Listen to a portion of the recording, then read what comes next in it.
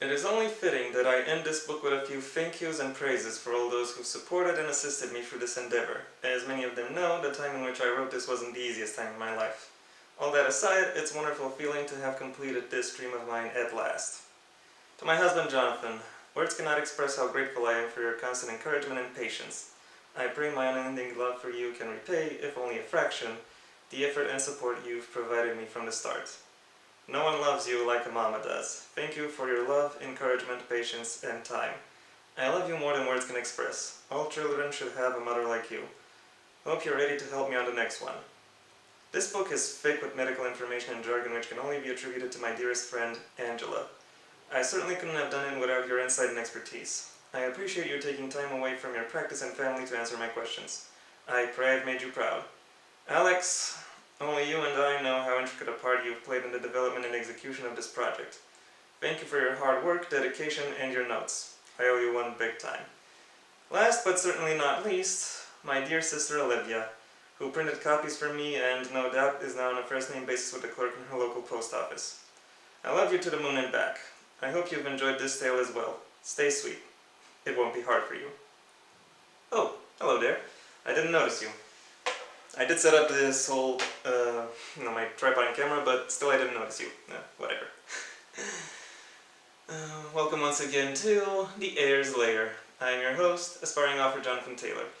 Today I'm going to be taking a look at Lying Evidence by Hugh Bradley, a crime drama sandwiched within a romance. Okay, I've actually looked at it before, but now I'm talking about my impressions of it. Anyway, if you're just here for the TLDW, it's a good book. The world building within it I would describe as both luscious and realistic. The plotting is pretty strong, even though the story itself is quite decompressed, and the characters are, for the most part, serviceable for their roles. If you're after a quick read gay romance, then I think this will be right up your alley. Now that we've got that out of the way, what is this book more generally about? I'll keep spoilers to a minimum, but still, I should give you an idea of what this book is about. Well, the main character is Logan Frost, a 29-year-old nurse from Jacksonville, Florida, USA, who becomes involved with a nurse trainee, Kyle Landers. However, while they are going on their relationship, while they are starting their relationship, a particular ghost from Kyle's past starts to re-emerge, starts to wreak havoc again for him, and it starts haunting Logan as well. So what does this book do very well? Well, the first thing is representation. I don't just mean gay representation, but we will come back to that. I want to talk about how well it does female representation. Actually, pretty much every woman from this book is a capital W woman. A very someone I could admire. Strong, independent go-getter who has a lot of charm and charisma, and who is very interesting and relatable and easy to follow. So, except for Christy, but we'll get to her later. As for the gay representation, well, unsurprisingly, it is a gay romance. So, but it's not just the two main guys.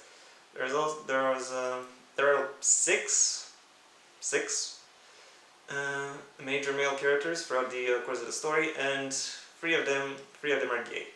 There's also a fourth one who is bi and who is the villain, and I have to admit that is a bit iffy, because don't get me wrong, it's not like I don't think bi guys can be villains, but when your only confirmed bi character is a villain, yeah, that's iffy. Especially when the story doesn't really give a justification for, or rather, there is no reason in story for why he would be bi. Him being bi does not really contribute to the story in any meaningful way. He does manipulate Christy, but his manipulation of her is not based on sex appeal. Therefore, you could just call it casual representation, but this kind of casual representation doesn't really work because, as I said, it's iffy. It's not like biphobia is uncommon in homosexual circles. But whatever, I'm not going to open that can of worms. I'm just going to refer to it. And now that I've mentioned Christie again, it's time to bring her back into the story into this review, because she is the most shortchanged character from this entire book. A lot of her actions really come off as short-sighted, maybe well-meaning but still short-sighted, and they almost always invariably end up costing either herself or Logan. She does get some measure of redemption towards the end when she finds something that closes out the crime drama portion of the story, but overall she is still the most shafted character. And if I were to be honest, she actually kind of has a bit of competition. While I did mention that there is a gay representation in this story, a lot of that gay representation is actually kind of slim when you look at it. I don't necessarily mean I want more gay characters, but the gay characters we do get are very similar in terms of their vibe and demeanor. It's not exactly like we're following three people with the exact same personality, but it's quite similar. There are differences between them, particularly in how they look and what their backstory made of them. But overall, they are kind of stale and make the reading experience a bit uninteresting. So, what made this reading experience more interesting? Well, to be frank, it's the attention to detail and the world building that Hugh has put into this story. I did mention in my TLDW that the narrative itself is very decompressed, meaning plot relevant events occur relatively rarely. This isn't a book with a lot of twists and turns. However, it is not stretched too thin, because all the gaps between plot relevant reveals is filled out by backstories. Is filled out by descriptions of hospital procedure, legal procedure. It's filled out by dilemmas and discussions regarding the moral and ethical consequences and the ramifications thereof. And also the setting is described quite interestingly. Hugh knows how to avoid unnecessary simplifications. He knows how to make this setting come alive, in a sense. His descriptions also have the side effect of making me hate Florida, but I'm not going to hold that against him.